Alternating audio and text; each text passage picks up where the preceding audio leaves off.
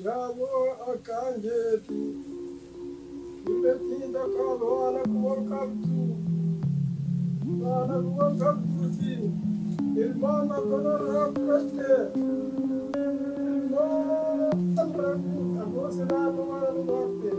Toko na wayana. Edina mtete durani.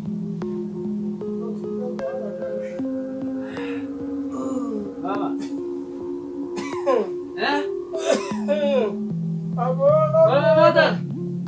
Amena. Hah?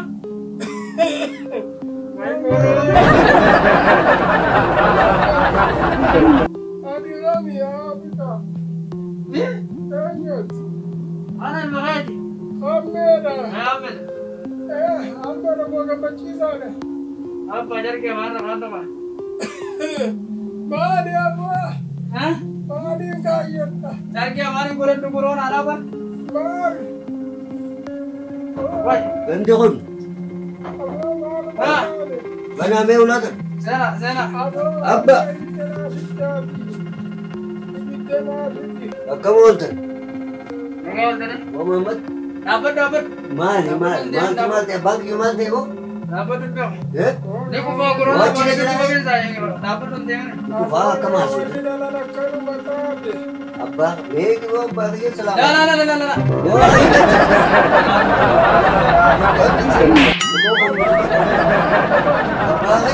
La ani Allah corona. Wai corona. Wai corona. Ada sila. Ya banarifte. Oh. Wala ka naman. Arbo da sinargi. Kanje. Ya bab jando basi. Ya bakit yan? Jando kuna mana bijuta ya abito sanin na biranjirtu. Ule na biradyemen. Gurban ko yung gurbatin kung kaasibira yung rumar wawa na kasingkulan. Akka jalan ba. Eh. Wala mo ba jalan jalan ba? Eh. Kaysa. Jano ilmi sati maja. Ay. Ilma baca lobi. Ilma badan. Ay. Ilma abda ilma badan ilma badan ilma badan luya. Atigana babar na kautezi. Ya bakit yan sila ka na kaya tayo ay karto ko di makunin. Mucha hanat sila bande mali barum sa demen ni siya din lugar. Ya bobo ni. Uno mana barum sa binesa dukuba dukuba kajani din. Dukuba manala dukuba kadunya kana rabbi musiba betise. Ya bakit yan sila kam sugo na met yan mo. Ramu kuba si sanje. Madagana vi mutti tananda webeta. Ayun. Makali. Nama bitena shikun kabu gudini nanijira. Ufiwai siya tifachisa. Ati zodana ninkaba abba. Yomi as. Kuya sadi ma burnatti do egalte sidirin kabu.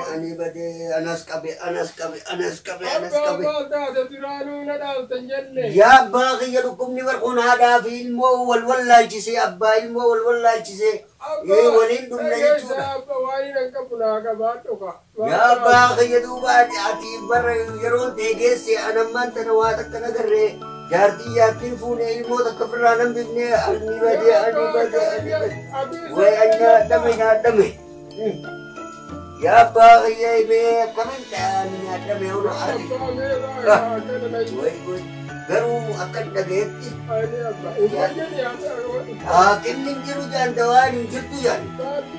Bar adunya tunggu ni timaratu jirti dia garu akan dageti omo kamu. Oromo kamu jani juga ati kufa tu ni. Ani amat kan dubi kan baik akka cikit akka mistirat nai man. Oromo kamu jani dubi corona. Abba Oromo bergarte duranu. Oromo nama jalatti nama ammat. Oromo nama jibbitu. Ana abu Oromo gunni bayile nama hikkabu sinjaba narari badin. Apa yang berdoa itu dulu dia mistirat rai. Anu kubakana ni saga dinamika. Ya bapa namna deh sikira mejakan. Kurban balbalani dan tanah bising desa di garun sampuni. Aman mo usay dami ko ni kama si Long. Legal le ang kata di sini.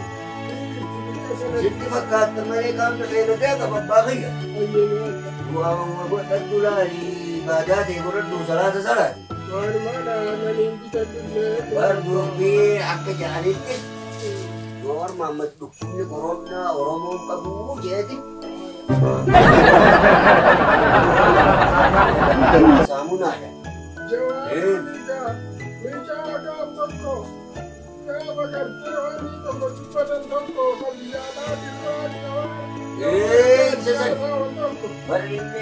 Bar joon jechuun bari Oromoodha gaa'een addunyaatti isa beekaa bar namni isa hin beekne hin jiru.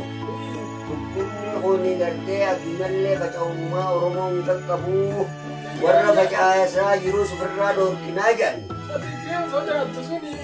Hatiileen hirriibatti dhabde sanii isa Amaara fi Tigree. Isa sani abbaa fayyadu.